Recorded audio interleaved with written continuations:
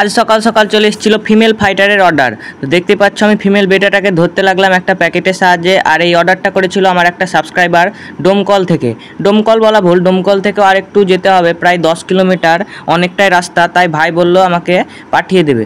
তো আমি ভাবছিলাম কিসে পাঠাবো, টোটোতে না বাসে। তো প্রথমে আমি মাছটাকে প্যাকেট করছিলাম, দেখতেই পাচ্ছ খুব সুন্দরভাবে প্যাকেট করে দিয়েছি। দেখো মাছটাকে দিয়ে দিলাম, ডবল প্যাকেট দিয়েছিলাম।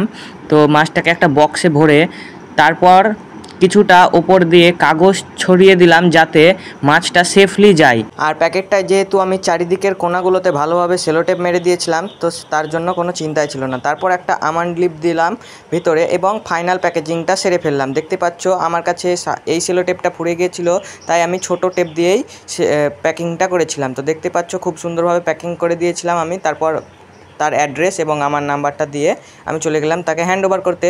তো প্রথমে আমি একটা ব্যাগে করে নিয়ে চলে গেলাম সাইকেলে করে আমাদের বাস স্ট্যান্ডে। বাস কাকু প্যাকেটটা না নিয়ে যাওয়ায় আমাকে টোটোতে পাঠাতে হয় এবং আমি অবশেষে বাড়ি চলে আসি।